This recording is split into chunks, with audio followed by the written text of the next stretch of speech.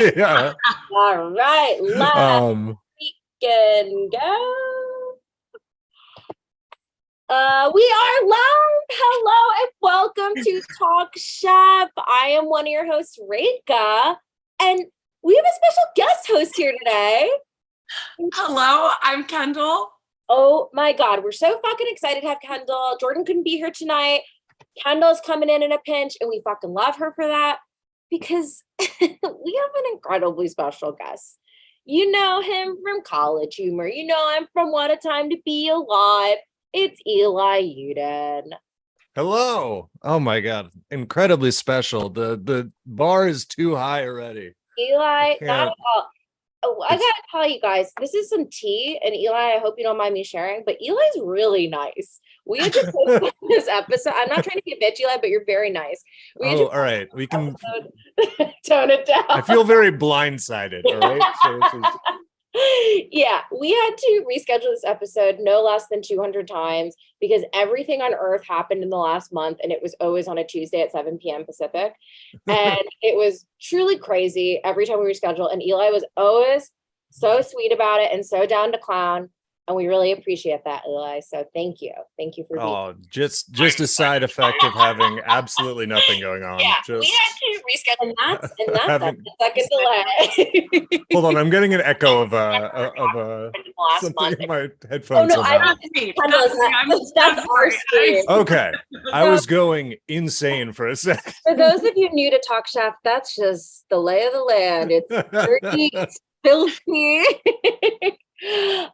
Incredible. Well, Eli, you're here for a really special episode because not only do we have to stop watching season 6, which is personally a favorite thing for me because I don't like season 6.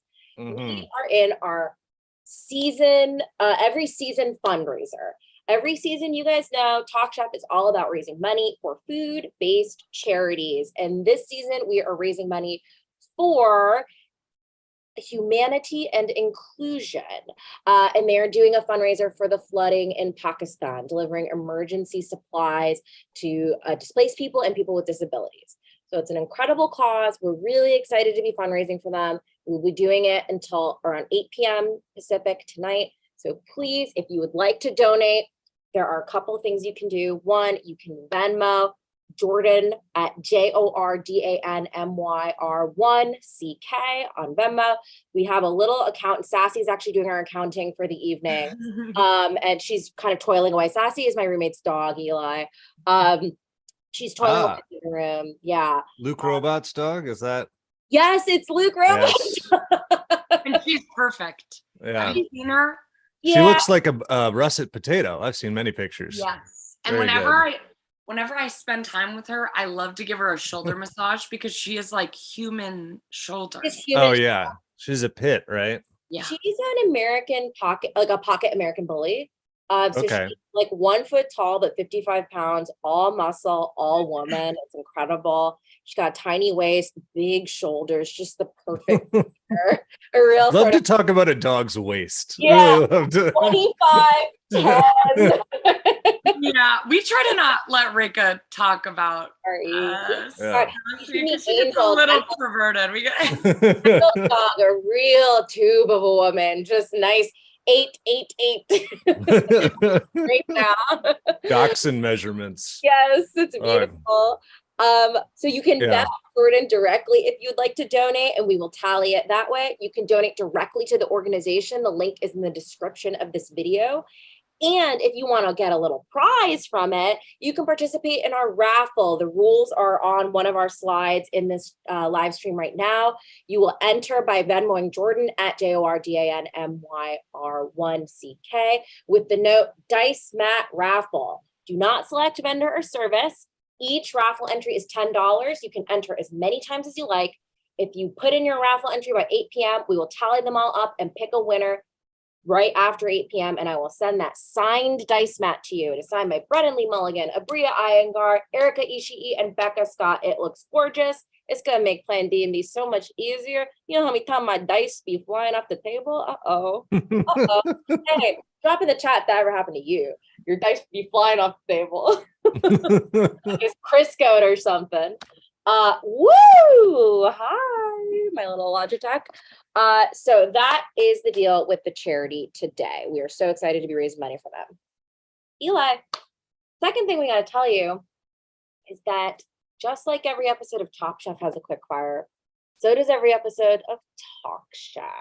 Okay? Oh, wow. Sorry to piss you off, but Kendall and I kind of wanted to.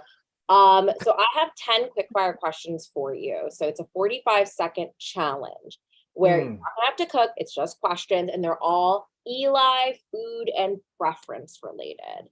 Nothing more. So no trivia, okay? Nothing like that. But there are some stakes to it. So it's, Eli, we know her a little bit. I kind of know your vibe is sort of like, fuck this sucks. I'm out here, right? That's kind of your Just really negative. Yeah, I know I think you were nice earlier. That was opposite that. So Eli's pretty negative and hard. So in case you need incentive to win this, there's some prizes, okay? Okay. So one of the prizes you could win is a deed to the Trelato wine vineyard. Have you ever heard of it? No, but I'm assuming I would own it then. And I mean, I'm happy. I would love to own a vineyard and retire. And you'd think you'd love to own a vineyard, but this is Trelato we're talking about. Trelato is kind of a wine. I've called it sort of the tool time of Top Chef, where it's like it seems to only exist in the Top Chef universe. Trelato wine and talking about how delicious it is. You're like, I've never seen this shit in the wild. It's like the equivalent of the like stage beers they have, like Heisler and like Jekyll Island, like whatever Dexter's drinking all the time. Exactly. On Frasier, he says drinking Valentine's. It's like, this isn't a real thing, but you keep telling me how delicious it is. I don't know, whatever. That is basically what Trelato wine is. They sponsored like 100 seasons of Top Chef. And we can't like find their products anywhere. So you'll want to feed to their vineyard, which is located in like the depths of hell. They're all buried in the desert. The FDA got involved. Yeah. You know the ET video game that's buried in the desert? Yeah, it's right next to ET. It's just east of that. Yeah. Yeah. So you could own it. And that's actually special, Eli. I could turn this thing around. Yeah, I believe in it. It's a person that's like, I can change her, or do you think it's going to be hopeless once you get it? Well, I think I'm just gonna shut down the entire wine side of it and just do what, shrewd businessman. I think we're just going full hard seltzer on it. Just fuck it. I mean, I cannot think of something nastier than Trelato hard seltzer. The wine already looks like, in like Dwayne Reed, sure. Wine drink. It's like not real, or like Yoo-hoo, like it's like chocolate drink. It's not chocolate milk. That's already what Trelato is. Yeah, Trelato Platinum. Just a nice 14% ABV hard seltzer. Yeah. I really can't hear vineyard without thinking of that video from like 2004 on the news. Have you seen this? This news anchor is like at a vineyard and they're letting her like squish the grapes with her feet. Of course. And she's like, I can squish grapes. I love squishing grapes. And then she goes way too fast and she flips over the thing and she breaks like all of her ribs. I didn't know about the ribs part. That's going to be. She has. Is that the grape lady? Yes. Yes, grape lady. Her scream. Oh, yeah. See, Kendall knows her as vineyard lady. Yeah. That's what every time you say vineyard, that's who I just have this image of her. And then it's like her moaning on the ground for like 10 seconds. And like, I'll try not to exaggerate as much. 10 seconds. And then it cuts back to the people and they're like, I think she got hurt. One of the big fruit bloopers of the time, it was that the lady who hit herself on the face with a watermelon with a slingshot. I mean, there was like a whole genre here. I didn't know fruit bloopers was a genre. That's kind of yeah. But her scream is like up there with like the Wilhelm scream as like icon. Like on my podcast, our producer has like a big soundboard, and he has her falling off the falling out of the thing on it. Eli, once you win the vineyard, that you can swap it in for your own screaming because you'll fall off of something probably, right? Oh yeah, I'm gonna get ripped off those 14% hard seltzers. Yeah, exactly. As the owner and proprietor of Trelato and whatever it was. Yeah, exactly. Well, and if that isn't enough incentive, you will also win your own personal suite of broken GE appliances, just like you see on Top Chef. So we're talking an oven that doesn't get up to temperature, an air fryer that doesn't get up to temperature, or just a regular fryer actually, and a refrigerator door whose door doesn't close. These are all things that have been on the show, which is interesting. So all that it's just like having a slumlord landlord in New York already. I already have a 2-burner electric stove that doesn't get hot enough. So this is, Eli. I'm ready to go. Okay, I'm ready to go. Okay, Brad. Incredible. Well, Eli, if you're ready for this quick fire, I'm going to start my goofy little timer for 45 seconds and ask you these questions. I'm almost ready. I'm going to end with this. As someone who recently woke up from a nap, being asked 10 quick fire questions is perhaps my greatest nightmare right now. No sleep pun, but I'm ready. I have to tell you, they're all gotchas. I forgot to tell you, Eli, they're all gotchas. All gotchas. Oh no. All of them. I'm sorry. They're all meant to make you. Is this even about Top Chef, or is this just this is a way for you to embarrass me? Yeah, Jeff Ross. Okay. So I'm going to start your timer after asking question 1. Are you ready? I believe so. Okay. Las Vegas. Oh, wait. Sorry. Oh, Kendall, no. You are so right to do this. Count me down. Do it. Okay. So far, that's not even a question. It's just a location. Yeah, exactly. You get a tip off, but you don't get the whole question. All right. Okay, 3, 2, 1, go. Vegas, good or bad? Good in moderation. Least favorite adjective for food? Oh, I'm not good at quick stuff. Fucking, I'm so bad at this. That's if you want. No, but that would be a complete. I feel like there's somebody. I don't like I just keep thinking of specific foods. I'm like, my brain is like oysters, and that's not an adjective. That's an adjective. Great. Oysters. Hair gel, yay or nay? What was it? Hair gel, yay or nay? Hair gel? Yeah. Oh no, nay. Gel? What is it? 1996? What meat besides bacon do you want on a dessert? Oh, bacon's the obvious one. You know,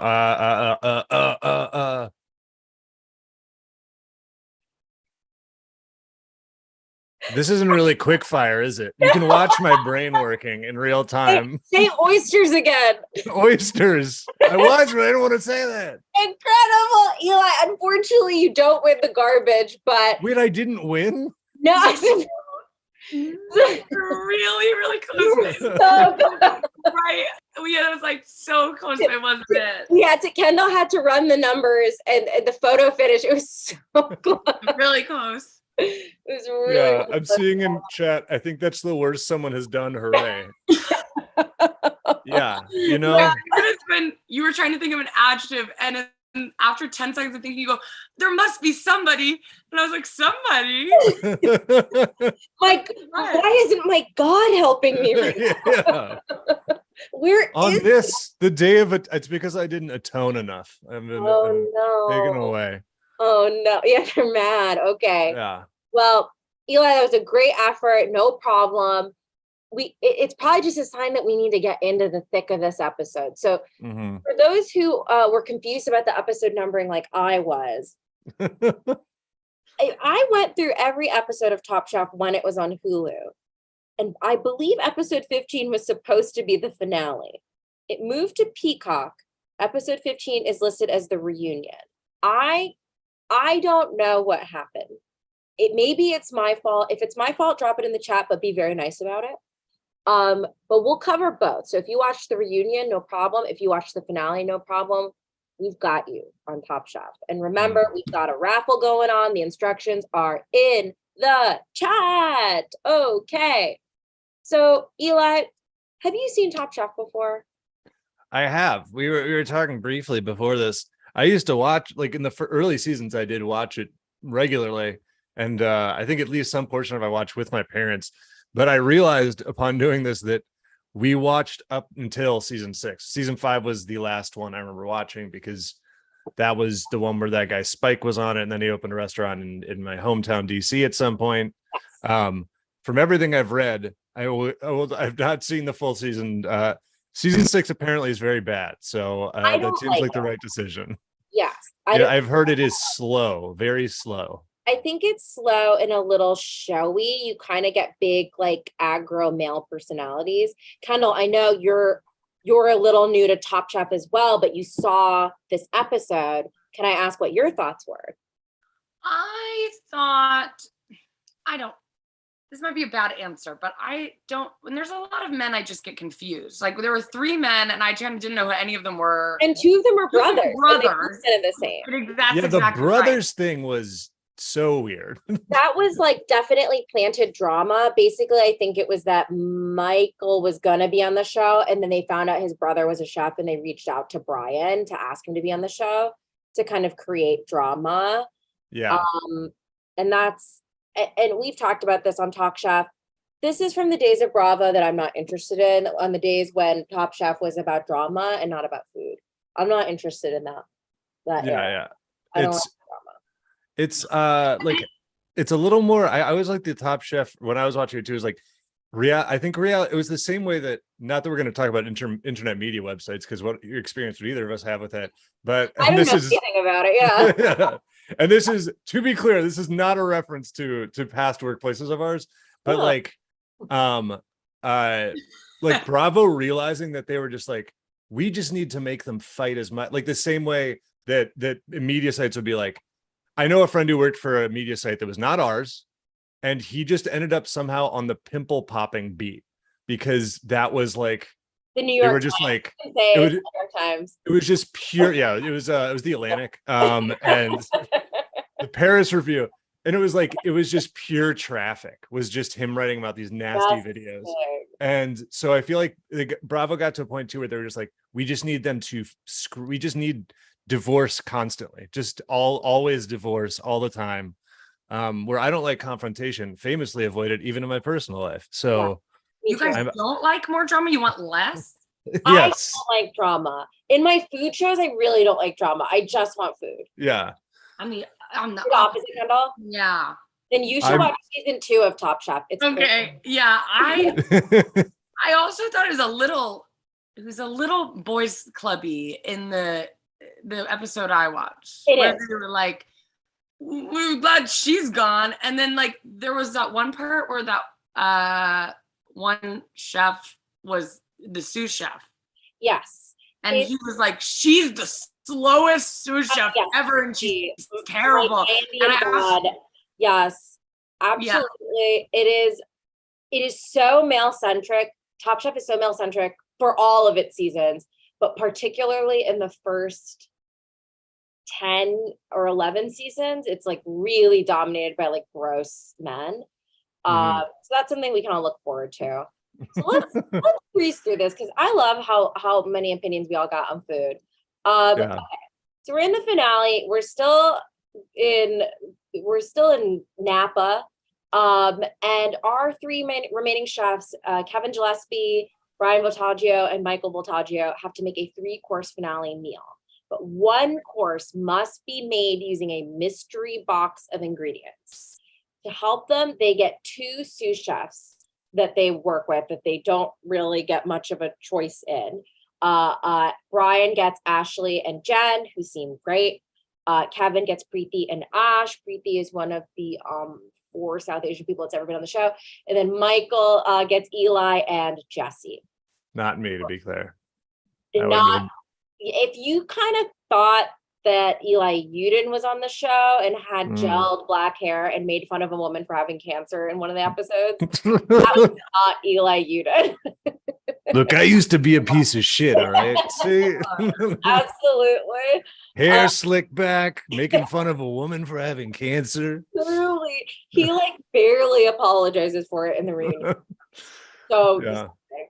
25-year-old men shouldn't be allowed on TV. Is sort of I agree. Yes. To be fair. I wouldn't have agreed when I'm 25 in retrospect. Yes.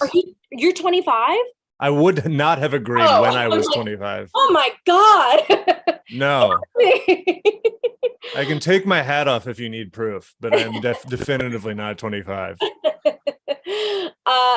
So this is their challenge until all their mommies come, and it's funny because two of them have the same mommy, and they get a course added. They have to make a 4-course meal, and one of them has to be dedicated to your mom and inspired by a childhood dish.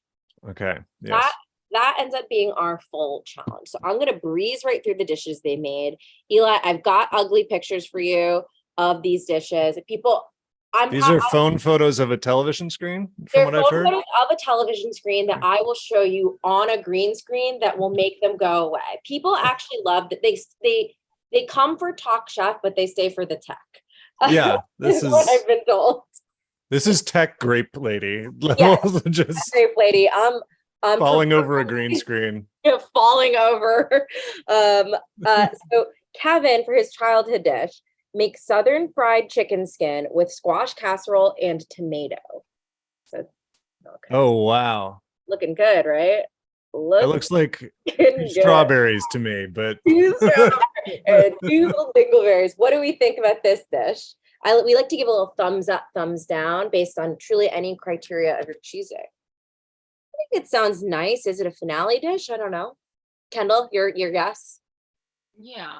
Eli, where do you stand? And I'm a vegetarian, Eli, so all my stuff is conjecture. I just can't. You can't deny like a fried chicken dish. I think in general, but it's is. I did a little background research, and it was like this is their thing. Is there's the one guy is the simple good food guy.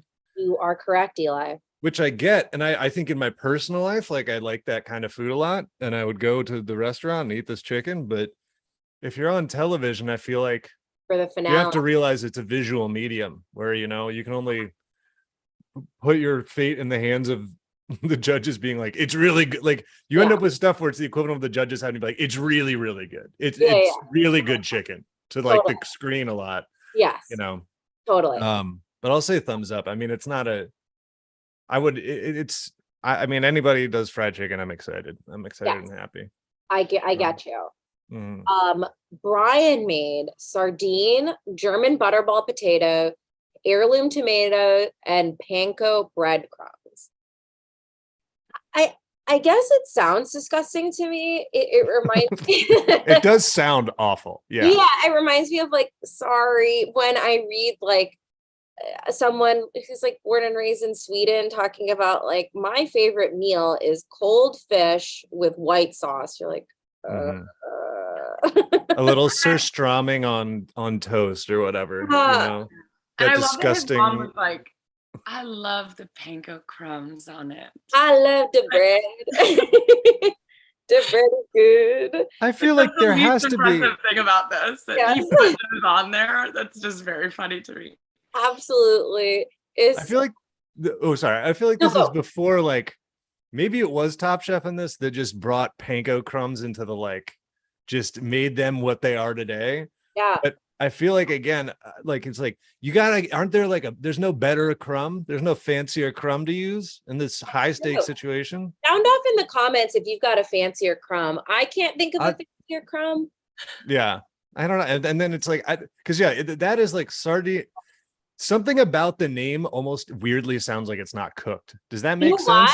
Can I say, as I was reading it, he uses singular nouns, sardine, comma, German butterball potato, comma, heirloom tomato, and panko breadcrumbs. And that sounds like a robot.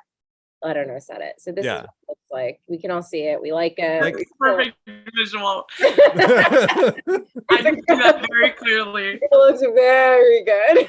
Yeah. Now that you've seen the picture, you change your mind. Yeah. I mean, it's just like like the phrasing and the syntax of that name of the dish like truly makes it sound like there's a pile of panko crumbs on a plate. Like, and it's just like with potatoes that's a lot of starch. Singular potato. Insane. So the Michael makes cream of dehydrated broccoli, fried broccoli, and spot prawn. This sounds good. The story was cute. His basic story was like, I hated broccoli as a kid, and I really like to take stuff I hated and make it something I like. Mm-hmm. Yeah, cute, whatever. It's whatever, you know. I feel like they would just whatever food they were using already in the dish, they would then like formulate a story about it. Absolutely, Kendall. You've pointed out one of the common tropes of this show. Yeah. Because even the story wasn't about broccoli. If it's like, I wouldn't eat growing up, sometimes I'd eat whatever, then I'm going to give you this trophy. And then he just ended it by saying, and I didn't like broccoli growing up. So my dish is broccoli. And I'm like, what? Sounds like you didn't like any food growing up. So that would just be anything. Absolutely. Just make your mom's best recipe. Because then they can't even, now the judges are screwed because they can't be like, this is bad, because you'd be like, well, it's my mother's. They are very not going to tell they're not going to say anything. Yeah, you're good. Okay, so the next course, Kevin's mystery box dish. So in the box, it was like kabocha squash, rockfish, Meyer lemon, and matsuki mushroom. I am going to mispronounce that, and I'm very, very sorry. So Kevin made Pacific rockfish, roasted squash, crab broth, and roasted matsuki mushroom. That's good. Yeah, crab broth that sounds nice. DC, Maryland, Virginia area. Gotta support the crabs. You gotta watch season 7. That's DC. It's all crabs. It's just they don't use anything but crabs. They went season 6 Las Vegas to season 7 all crabs. Yeah. Ding dong. Oh, hello. It's Angel, everyone. Do brain. Hi.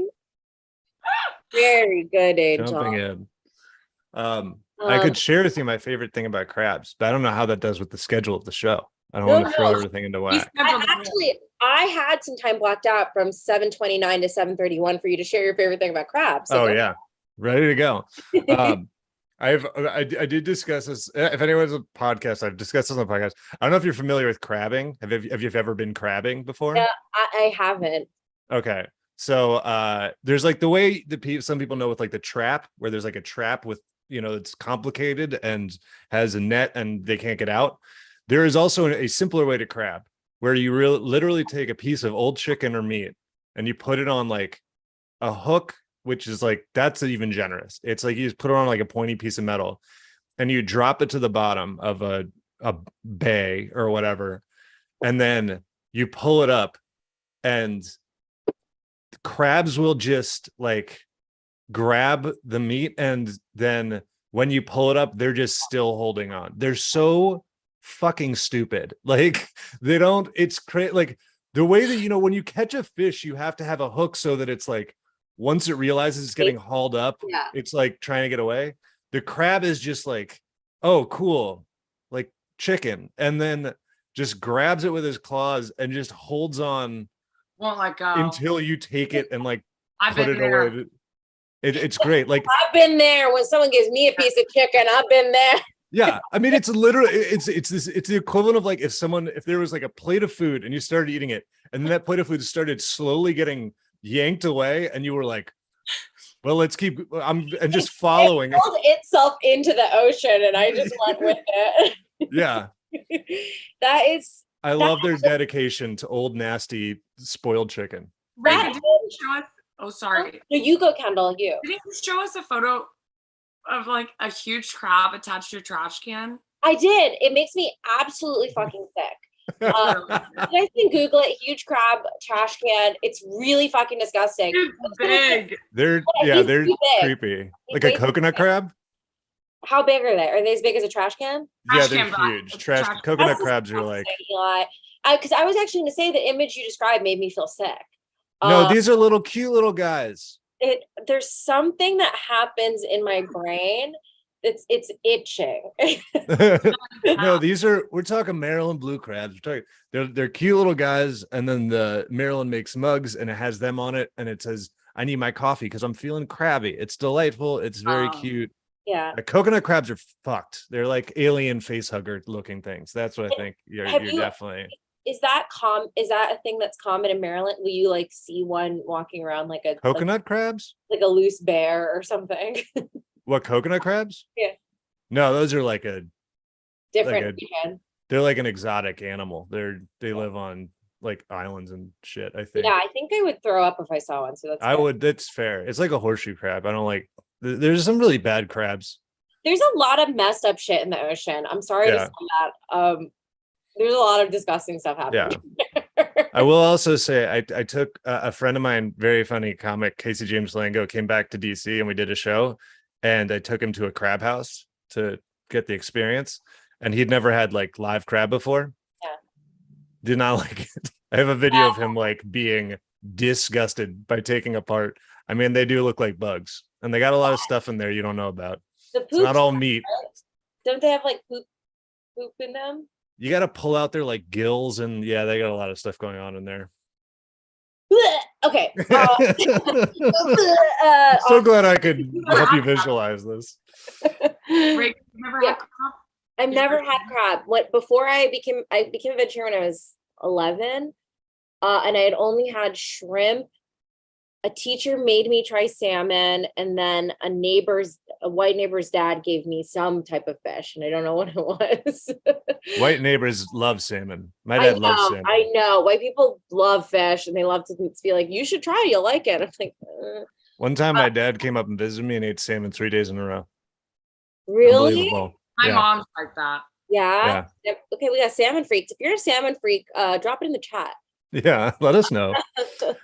Oh my God. Christine told a bone-chilling story that will make me throw up in my mouth. Her dad took them to a resort when they were younger, and high heels were behind them, and it turned out to be a herd of crabs. High heels. Like, honestly, what would you do? Like, truly. Okay, first, when I hear high heels, I think sexy. Yeah. I turn. You think it's sassy in heels I coming? think it's sassy in 4 heels, and then I turn around. I might like honestly start crying. Run.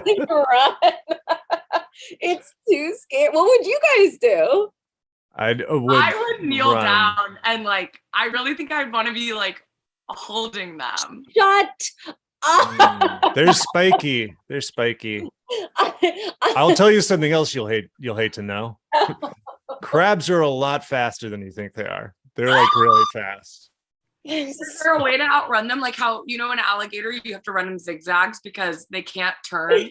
Yeah, well, they're running sideways because they're, you know, fucking weird, but they're like, so I guess you probably could. They're good. Kendall, it's accurate. The like cartoon. That's accurate. The image of crabs presented by cartoons is pretty accurate. Kendall, one time I was telling Jordan, I was like, yeah, when you're running away, if like someone's trying to like rob you or chase you, don't you like run in a zigzag? And they were like, that's an alligator. You thought it was humans. Not you, with a person. Maybe if you're getting mugged by someone with like severe myopia. Yeah, whoa. Someone with vertigo is mugging you. Yeah, it'll like get the spin. It's like on the news, you getting robbed somehow, and it's like those over, like the helicopter footage, and you're like, Rika's running. Yeah, absolutely. Yeah. Oh shit. Okay. Yeah, that was an absolutely disgusting intermission. So for Brian's mystery box dish, all these dishes sound the same. He makes rockfish sous vide, kabocha squash with curry, and Meyer lemon.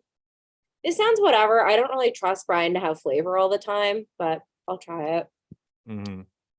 That sounds the most like, I don't know, like correctly straddling the thing of like, it sounds like it tastes good, and also sounds like something that I would feel good spending the amount of money that would probably cost to buy it. Totally. Like you can't make it yourself kind of thing. Yeah. I'm not getting kabocha squash and let that rot in my fridge. That's the preparation of any of the things. No. Me buying a squash? Favorite squash, drop it in the chat. I'm a kabocha fan. I know Jordan's a delicata fan, and I'm not really a squash girl. Are you guys squash? I don't think I'm big on squash. I know it's the season for it. Yeah. But I think I've been burned too many times. I'm a butternut squash. I love butternut squash. Yeah, that's good. Yeah. Okay, Michael made a dashi glazed rockfish, sweet and sour crab salad with squash and Meyer lemon. Yeah, that sounds good. I feel like sweet and sour is the most vague description. True. It has such an umbrella. I have no idea what it means anymore. Because if you're getting Chinese food, it means like McNuggets fried. Like, you know, I like sweet and sour is just such a broad descriptor. I think it's lost all its meaning. Is that too much to say? I think you're right. Mhm. Especially on this show, they are very, very quick to call anything that has soy sauce in it Asian. So I think particularly with like East Asian flavors, they can tend to be extremely broad about it. Yeah. Any panko breadcrumbs is, I consider, a fusion dish. That's, yeah, exactly. Japanese and bread. Yeah. Or these are fusion mozzarella sticks. Yeah, very nice. Yummy. Very nice. My compliments to the chef. Kevin, for his chef's choice dish, he made slow roasted pork belly. He's a hashtag pork guy with Brussels sprouts, broccoli, and caramelized ham jus. Yeah, I mean, that sounds good. Brussels sprouts are underrated. I'm glad that people figured out. I mean, they figured out the thing, which is just to like cook them with bacon and like an insane amount of oil or fat. But what my dad does is like, I feel like in the South, everyone just like boils them. Yeah, that used to be the old way. Boiling, steams them, and that's it. And it tastes disgusting. And he still won't. They'll have like a grilled Brussels sprout, but I'm like, they're so good. People, any vegetable except zucchini is probably good if you just put salt, like treat it like it's supposed to taste good and not like it's supposed to taste like shit. Not a zucchini fan? Was that a slipped in little sorry, Eli, offhand remark? My politics. Zucchini, again, as a 20-year vegetarian, I've just been burned too hard. People always be making it taste like shit, and I'll buy it, and I'm like, I'm making it taste kind of like shit too. I can't do any better. It falls apart quickly if you don't do it right. It's so sad. Sure. Sound off in the comments if you agree with me, and if you don't, just lie and pretend you do. Okay. So Brian, for his chef's choice dish, made venison saddle with puree of sunchokes and an orange juniper sauce. That sounds good to me. I love sunchokes. Yeah. I'm surprised because as a vegetarian, I feel like venison is like the number one. It's an absolute opposite of vegetarianism. I live in a fantasy world on this show where I eat salmon roe. I know what all these tastes like, and I eat lamb. Imagine that's how you break vegetarianism, with salmon roe. Yeah, I'm bad. Yeah. Like, ooh, little salty spheres. My little crunchy babies. I'm guessing you've never had venison then, because you've been vegetarian for a long time. Yeah. It's like, I had it once and it was tartare, so it was like raw. It tastes like biting an animal. It's like really intense. Yeah. Is venison just straight up deer, or is it like baby deer or like some shit like it's that? Just deer, I think. Cool. Oh man, I got mixed up and I accidentally ordered, what's the baby? I still don't know. This is the problem. Veal. I accidentally ordered veal at a restaurant because I thought it was lamb or something. I thought it was like mutton. Like, is it good? It was the worst thing. It wasn't very good because of it wasn't a great job of preparing it or whatever, I guess, but it wasn't that good. And I like almost like apologized to the server to be like, I'm sorry, I didn't realize this was the baby thing. I thought this was a different animal. I'm stupid. Yeah. Sorry, sir, I didn't realize this was a baby. Yeah. So if just for my own morals, I'd love to send it back, even though the animal is irreparably dead. Trash. Yeah. Well, actually, sir, you're a hero, because with every veal sent back, we reform it into the cow. Yeah. Pack it back onto them. Yeah. And then for Michael's chef choice dish, we get fennel scented squab breast, pistachio cassoulet, and textures of mushrooms. I will eat that despite hating a lot of the lower third. I will eat that. Kendall, you're hesitant, and I like that. Similar. I don't like textures of mushroom as a phrase. Yeah, and I don't think I want to eat it. Oh god. You go, Eli. I specifically, like, for me, I like the flavor of mushroom, and I despise the texture of mushroom. So that's like actually him just describing the worst thing that I could have. It's squeaky. Oh no. Yeah, when it's badly cooked. Like I've started to make some stuff with mushrooms, and I'm like, okay, this is not that bad. But yeah, it's like when it's squeaky and rubbery. I've like literally thought, can they dry mushrooms and like grate it into like a powder that I can just season stuff with? They have at Trader Joe's. They have an umami mushroom powder mix like that. Oh, really? And I should know this as a past employee of Trader Joe's. Oh yeah, you got it. They got a lot of stuff going on. Hit me up for all your mushroom stuff. I got answers. Okay, so now we get into dessert. We're really talking here. Kevin makes a roasted banana with toasted peanut with chocolate bacon mousse and bacon brittle. No, I have two thoughts about this. That sounds really good. It doesn't sound like a complete dessert. I will eat it, but I need more because I'm hungry. What do you want more of? Everything. I think I want like a one like component for it to center on. It's like literally a slice of banana. I would be so depressed if I got that. It sounds like something you could get at a store or something. It sounds like it could come in a box, a little dessert box. It's roasted banana with toasted peanut and chocolate bacon mousse and bacon brittle. And and I'll show you the picture. You'll probably get a better idea from my picture. Oh yeah. At this angle. Banana? That kind of looks like just your banana that you keep. Oh, wait, Eli, are you wondering what my banana is? Let's put a pin in that and I'll show you. I think this is odd. Every because of the method in which you're displaying these pictures, every single one of them looks like that meme of like where it's like doing it up Benihana style and someone just cooking raw chicken on an electric induction stovetop. This looks like a true little smear of poop. Yeah, very much so. Hi guys, it is. Incredible. Brian made dulce de leche, quote unquote, cheesecake with fig sorbet, poached pear, and basil. Okay. This sounds fine. It just sounds like so many mild flavors. I don't know. It's just not it. Like, that's just, I mean, they have that, that's how I feel like. First of all, I feel like poached pear is a lie. Like, I've had poached pears like a bunch of times and they're just like not good. I think they're a food from the Middle Ages that people are like stuck with. Like, they're still, they won't admit that poached pear is gross. You're stuck with it? You like poached pear? Explain. Oh, wait. I don't know what poached pear is. I like a pear. I was surprised. I was like, you're a big poached pear person. Every morning, Kendall gets her old metal iron cast crock in her witch's brew, and she poaches her pears. Oh yeah, it's like, how much quail do you eat? This is shocking. Also, food rec. Since people listen to this, and I'm sure you guys see, obviously, food. There is a great YouTube channel that I can't remember the name of right now. I wish I could, but you can find it, where it's a sad man who wears a tricorn hat and makes recipes from like the 1400s, and they are so fucking bad. And one of them is just roasted onions, and he just puts an onion in an oven for like 2 hours, and then takes it out and eats it out of a metal plate. And he's like, this is, and he goes, and then I think he literally goes, this tastes exactly how you think it tastes. And then as a little cherry on top, not to continue the food metaphors, this is all their videos on their channel are old Townsend's. Yes, thank you, Jason Bryant. Townsend's.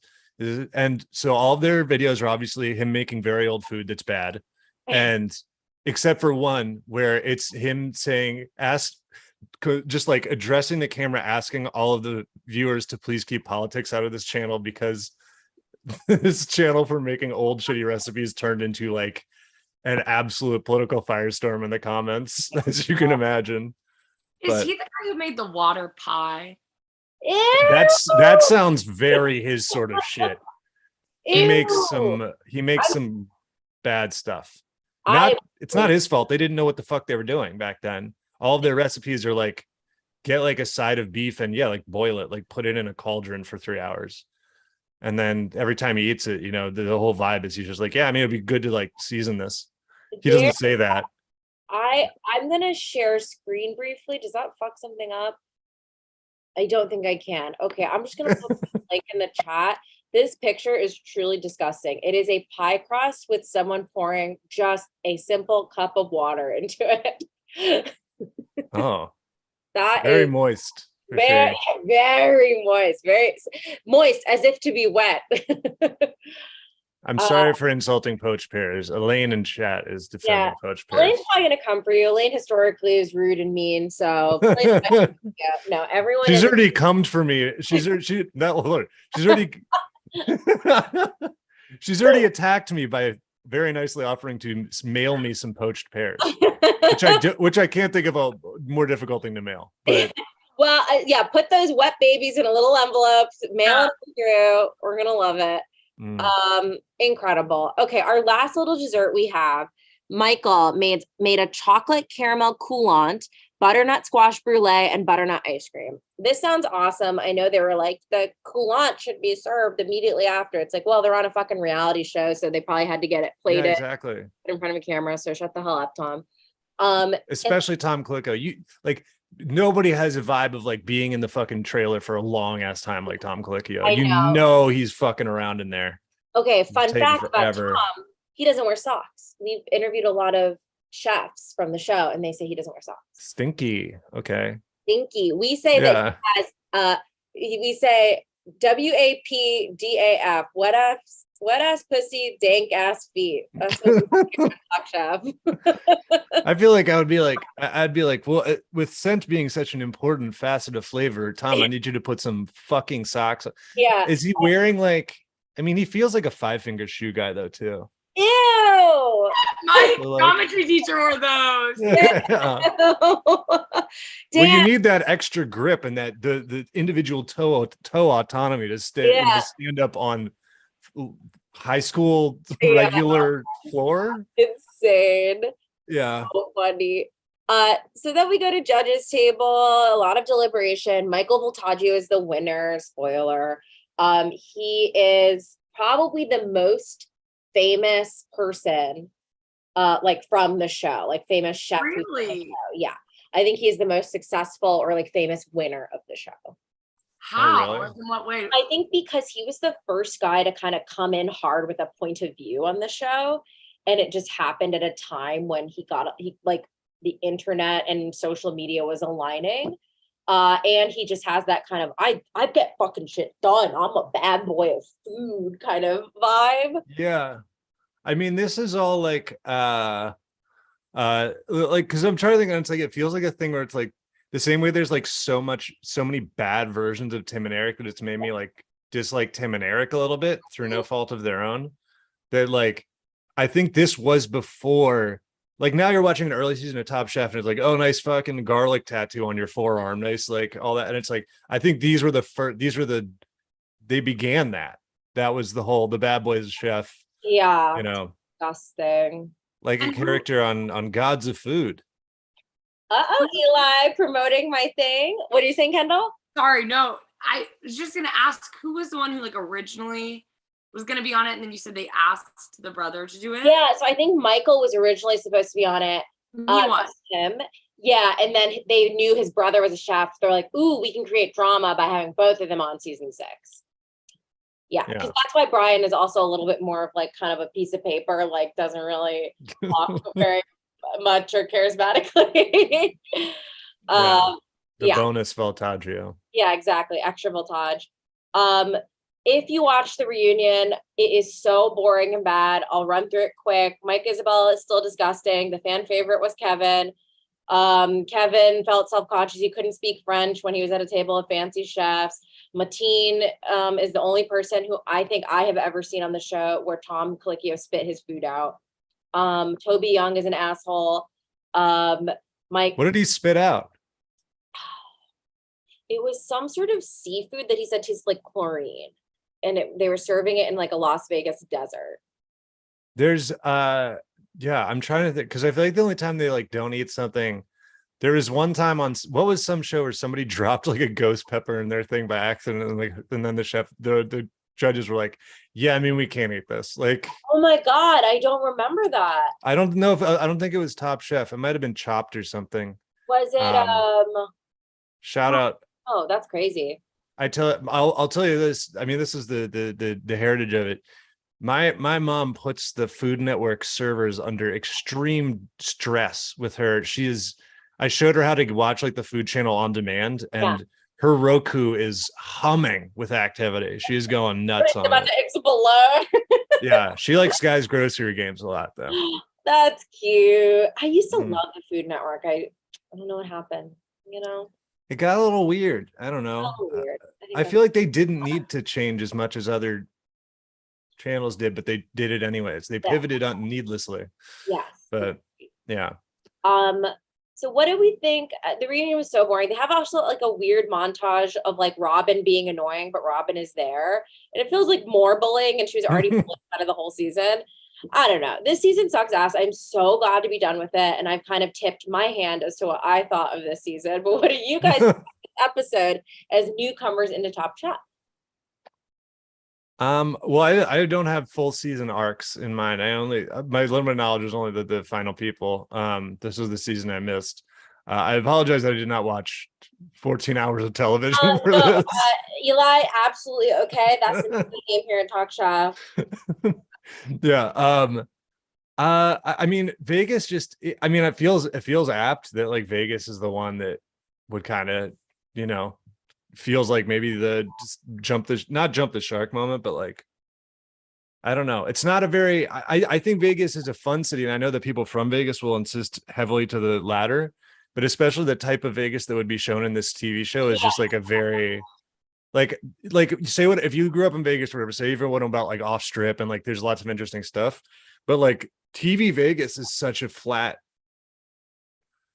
thing that I can't, like, the other city, I'm trying to remember the cities of the earlier, which kind of counteracts my argument that they're memorable, but it's like there's San Francisco, Los Angeles, Miami, New York, Chicago are the first 5. Yeah, those just have such like food identities, where Vegas, like again, front on strip Vegas is just like to have those 5 seasons and then have Vegas where it's basically like you could get food from Chicago, New York, Miami. Exactly.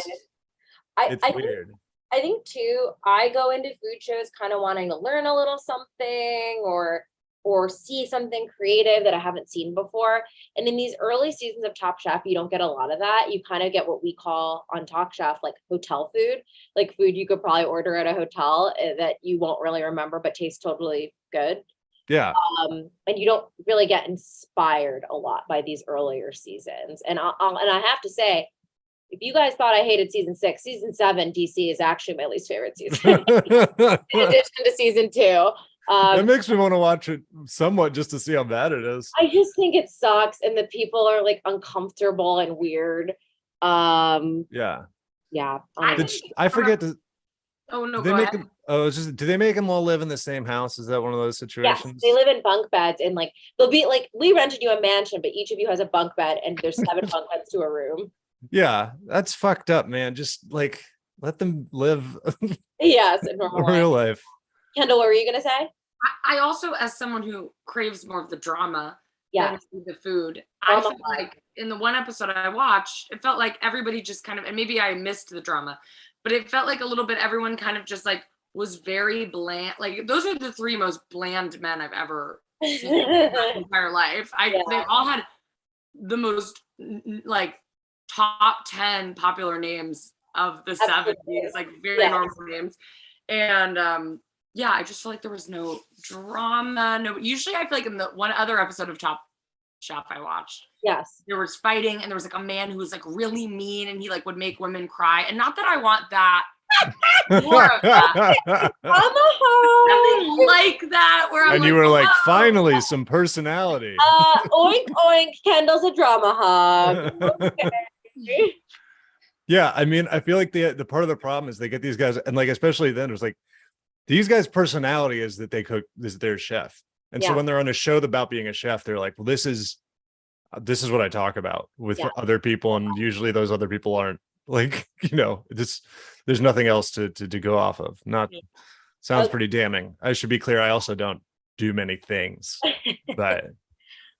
News alert. Sean just said Kendall thinks more women should cry. So I kind of passed that around. Yeah, Sean also called out squidding pasta, which is the correct move. I saw that. I said it. I stand behind it. Incredible.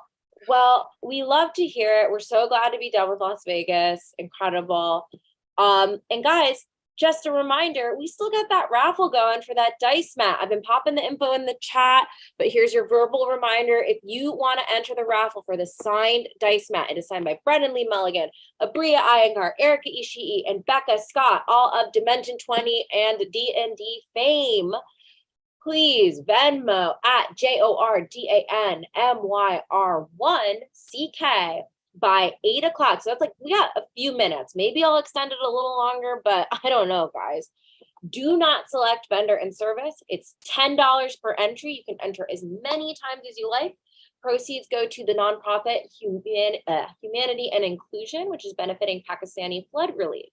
You can also donate directly to the organization. That link is in the chat and in the description of this video. And you can send us the receipt. If you want those sweet little tax bennies, you can send us the receipt as proof and we'll, put you in the raffle, or you can just donate on your own and send us the receipt and we'll include you in our big tally of what we made. So get those entries in. We would love for someone to get this dice mat. It's so beautiful. It's nice and big. It'll keep your dice from skidding across your table like crazy. Shattering into pieces.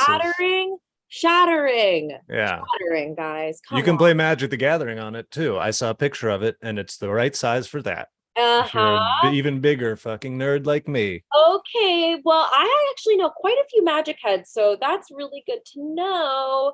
So yeah, keep those donations rolling, and who knows? I mean, if we can get enough donations, I've got something else I might throw in, which is a very beautiful metal set of dice. Kind of gorgeous when you think about it. These are Dungeons and Dragons official dice. They're metal. They're like a bronze color. They are a Feywild RPG dice set. It's got all of them. You got your D4, your D6, your D8, your D10, your D12, your D20. Uh-oh, baby. You can play. So let's keep those donations rolling in. Guys, what is your favorite food you've had recently while we get these last donations rolling in? Oh shit. It's clear that I'm not good at answering quickly, so I'm gonna go second. That is my right as a guest. You know what? While you're waiting, or while you're thinking, Elaine brought up something that Christine brought up that I know Rhiannon would have brought up if they were here, which is that, Eli, I'm gonna show you a picture of a banana. And I just wanted to— your banana. Yeah. I just want to show you. We kind of nickname it My Daughter on the show. So this is a banana I ate, kind of coming in crystal clear for you. I mean, is this designed to make me say that it looks like a coiled turd? Because this is if you can believe it's more beautiful than I remember it. Thank you, Kendall. I know this is hard to believe. I did not design this. I had a banana that was old and it slid out of the peel this way onto this plate and I ate it. You ate it? Yeah, of course. But you peeled it and then it came out. It came out like this. Was it so sweet? Yeah. I ate it with because it was decayed. So wait, Eli, I'm not getting a proper read. Keeping in mind, this is my daughter. Do you like this banana? Yeah, it looks like a great banana. It looks like the right. I'm glad that it's not in the middle of the plate. I think that's also helpful and really adds to the thing of it. Jordan won't even look at it. That's what's stupid. Imagine, Eli, you have a beautiful baby girl. You have a beautiful baby girl. You want to show your best friend, hey, look at my baby girl. Maybe my beautiful baby girl, as you said, slides out onto a plate. My beautiful baby girl slid out of my peel and onto this plate, and I want to show one of my best friends. It's just a banana's not even that important. Why would maybe I even excuse me, Eli. No, I'm saying if you have to back off because it actually is getting really annoying. That's actually not the case. That's actually not cool. Imagine. No, I mean as a meal. As eating one where it's like if I had a banana that slid out like that, I would be like, well, this wasn't going to be like one of my main meals for the day. I'm not talking about the relevance of this banana emotionally and to this show. That is massive. You're on thin ice. Monumental. I guess now I'll kind of drop this bomb. I named the banana Jordan. and they won't even look at it. And then I paid so much money. The last raffle, they were raffling off, what was it, a photo of it? I raffled a signed picture of this. Like I went to Walgreens and I printed it and I signed it. I spent, God knows, $100 donating for a picture of this. And I didn't win. And the person who won, I know Jordan will want me to say this. The person who won was just donating to like a raffle and didn't know what the raffle was for. So I sent this to them in the mail. They messaged us, was like, "Oh, I got the picture. I didn't know what it was." So I flipped it to the back with the autograph and just framed that. This is now facing somebody's like bedroom wall. Oh my God. It was so scary to be like, I didn't know what it was. They were like, is that a decapitated penis? Is what I would only why did Reka Shankar send me this? Oh, it's like a dead sea sponge. Yeah. All right, cool. A sea cucumber on a plate, a worm. Anyway, this is my daughter, and thank you for giving her top marks. Did you eat it with a fork and knife? What did you? I think I took a spoon. And like a butter knife to butter. Absolutely. And yeah, you know, I also have some other nasty one that's like, it's covered in flour though, so it's not as good, but it's covered in flour, the banana? Well, because that would you throw panko crumbs on it? Yeah, I was making mozzarella. Fusion banana? Yeah. No, I was making banana bread out of that one. This one I ate with my whole face. Yeah, so we'll do you point taken, guys. We'll do another raffle for the soft banana picture. No, I'm not. Kendall's like, no. Fuck out of me. That's what I'll say. You cleaned me out. Incredible. Well, I'm gonna text Sassy right now. And by the way, guys, in the last few minutes of this raffle, we are not doing Cash App. We are not doing Cash App. Sassy just let me know. Some people are kind of asking her because she's monitoring Jordan's Venmo right now. People are asking her for Cash App. Sassy can't read, so it was actually hard enough to get her to use Venmo. She can't read. She's going purely off of Pavlovian response, and I've only taught her Venmo. So please do not Cash App because she can't understand it, and when she can't understand something, she'll scream. Yeah, so, truly Pavlovian. It's a complicated system of bells that you've set up. You don't want to see, my living room is packed to the with bells. It's bells and then different, she just drips saliva onto different touch screens. She lets a little fart out and like a wind chime sounds and some dominoes knock over. No problem if you try to Cash App. The Venmo is at JORDANMYR1CK. For international viewers, you can send us a picture of the receipt if you want to donate on the website just itself. Send the Talk Chef Instagram a picture of the receipt and we will enter you in that raffle. We're going to start that raffle drawing in just a few minutes. So get those little entries in. And a dog farting into a wind chime sounds like my favorite Vine that never actually existed. Well, Sassy, delightful. I want to get her to do it because she's pretty good. There was a period of time where I was like, this woman hates me because she will like walk up to me and specifically fart on me and walk away. Yeah, it's marking. It's just love. A gift. Yeah. Yes, we're getting Talk Chef Sassy Lore. Yeah, people don't know it, but Sassy, so I run a totally like I have a switchboard of inputs. It's like very analog. That's how this thing is running. Is Sassy kind of at the boards going like, hold please. With the little bulldog ears. Yeah. Very hard to keep the headphones on. It's really hard. And again, she cannot read. So she's really stretching the capacity of her brain. This is a real selfie she just sent me.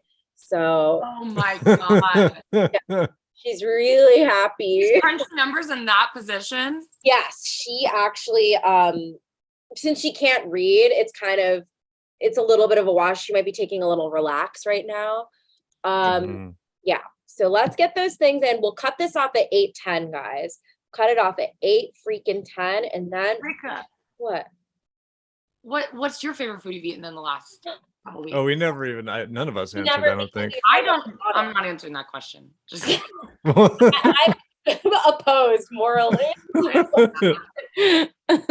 My favorite food I've eaten recently.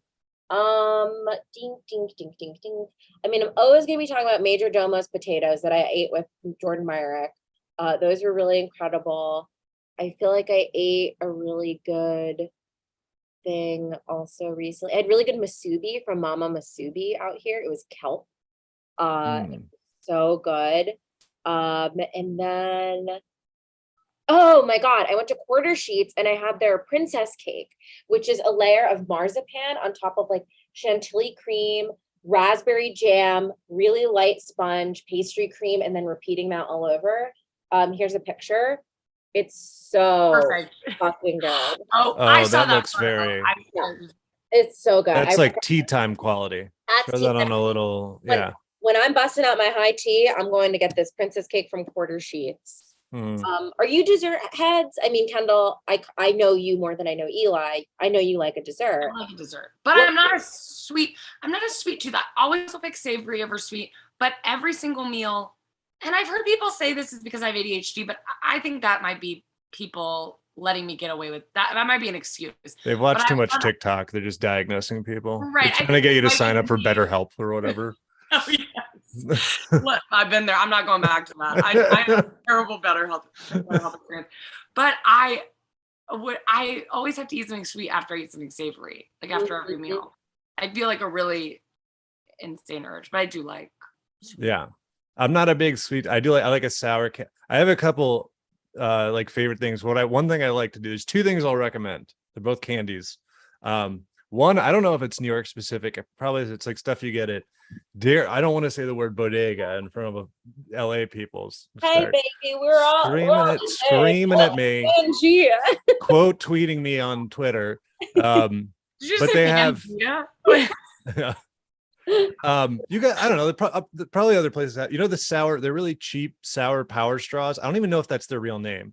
And they have the cat that is looking like he's having real sour candy. Yeah. And they're pure, they're straight out of the extruder, like in the shape the extruder makes them in, and they're covered in sour powder. And I just like those, the red ones, which I think I've literally seen the red ones labeled as multiple flavors different times. So I think it's red. And then here's the trick that I recommend. Keep them in the fridge so you can kind of gnaw on them. This sounds visceral, but it's yeah. Okay, coming from a woman who ate a soft banana, you sound crazy. Yeah, well, I thought you might just. You're like, oh yeah, you're like, you're like, there'll be too much texture, too much stress on my teeth. Yeah, I want my to slide right down my throat, teeth or not. The damage a sour power straw would do, it would just wreck your. And then also, if you see it, I highly recommend. I got my mom into this. I like brought it home once, and now she has like bags of it around the house, like it's like EpiPens or something. It was like something in case of emergency. Yeah. Is Australian soft eating licorice. Oh, the strawberry one, the Daryl Lee's. Eli, this got you off thin ice, because I think licorice is fucking disgusting. I think it's bad. It's gross. It's bad. It tastes like horrible. The only licorice is good is the Australian, and it's gelatin free for my veg heads out there. Strawberry licorice. It's so good. It's Daryl Lee's is the one I see. It gets kind of like it's gel, it's like licorice, so it's kind of sticky. I also keep it in the fridge. I love to gnaw on something, but it tastes like, the best way I describe it, I don't know if you ever did this as a kid. It's like, it's also kind of straight out of an extruder. It's like thick kind of slices, like tubes. It tastes like when you would take a fruit roll up and just like squeeze it into a ball, like in the lunchroom as a kid. Yes. You take the whole fruit roll up and like punch it up. Oh my God, I would love to do that with like a piece of bread or like a donut. Oh yeah. Also, very good. Sean is talking about the sweet tart ropes, and I just feel like I have to talk about it because those are my favorite candies of all time, and I buy them in bulk, and they are in my cabinet, and then I take them to the movies. But I just wanted to say that's gorgeous. We love that. And guys, the wheel has been spun for the raffle. Oh my God. And I have a screen grab of the winners, so you can see how many awesome fucking people entered. So can we get a little drum roll? The whole camera will shake if I drum roll my dice. Eli, bang something, break something. Our winner is Victoria Canalongo.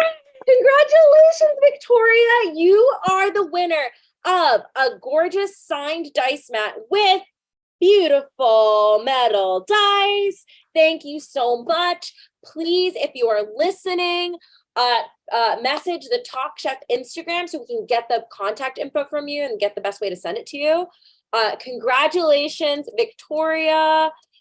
We are so appreciative of you guys donating to this wonderful cause for Pakistani blood relief. Thank you so fucking much. We're going to tally those donations. Sassy is actually enrolled in a community college math class right now so that she can add them up in the other room. She is failing. She is doing so bad. So she's getting an F. So she will be grounded. But we're going to get that number to you soon. Thank you guys so fucking much for donating. We really appreciate you guys. And Eli and Kendall, thank you so much for being on the stream. This is, what the hell? Sorry, there's a Bravo producer in here. What? Are you serious? That's freaking crazy. Do you guys hear that? That's crazy. Okay, I'll tell him. Eli, I'm getting word that Kendall and I have been given the power to say, you are top chef. Oh my God. I served the chefs my freezer candy and they loved it. They said, yeah, I said, have a gnaw, Tom Colicchio. Oh my God. Yes, Tom said it's so good. He's going to put some socks on. But Eli, truly, thank you so much for joining us and for rolling with all the punches. If people want to hear more from you, where do they go? If you want to hear more from me, I have a podcast called What a Time to Be Alive. Comes out every week. I do that with my friends Patty Mo on Twitter, Patrick Monahan, and Kath Barbadoro. And we just count down the weirdest news stories of the week, the top 5. We do a lot of escaped animals. We do a lot of weird crimes. That's our primary, wheelhouse, but it's pretty fun. You can check that out. It's also, someone mentioned in the chat that they'd had a Carolina Reaper pepper. That was not good. I will say I had, as a Patreon goal for our podcast, which a video of which you can watch if you are a Patreon subscriber. I ate something called the Death Nut, and it was the worst thing I've ever had in my life. It was. What did it taste like? It tasted like nothing. It's a little peanut. There's 5 peanuts. You eat them in order, and they get spicier and spicier. The first one was the spiciest thing I've ever had in my life. And I've had Carolina Reaper's hot sauce and stuff. Yeah. First one was one of the spiciest things I've ever had in my life. It was pretty bad from there on out. The last one is literally just sprayed in capsaicin crystals, which is like the chemical that makes hot.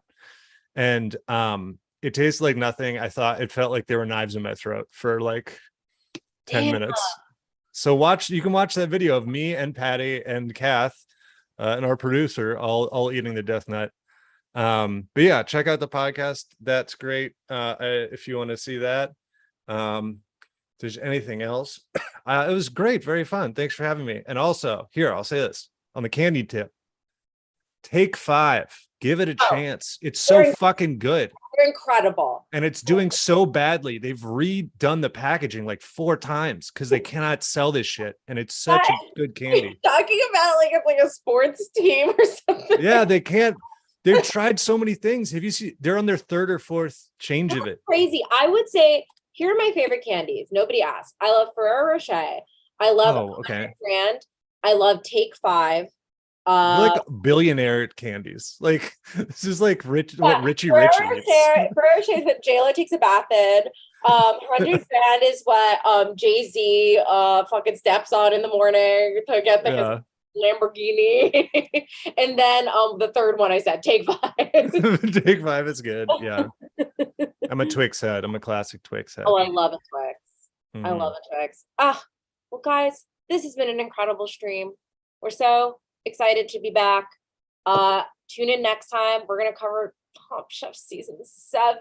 Fucking Barf-Rama. And be sure to follow Kendall and Eli on social media. Kendall, do you want to drop your handle? Sure, it's just my name, Kendall Landreth. Right here. Right here. Okay. Yeah. Mine is also, I didn't say that, but that's my handle. It is hard to spell, I've been told. So it's a lot of vowels. Check it out. No, it's the perfect amount of vowels, Don't Eli. say that about Thank yourself. you. Don't say that about my friend. Guys, thank you so much for tuning in, and we will see you next time. And thank you so much for all your donations.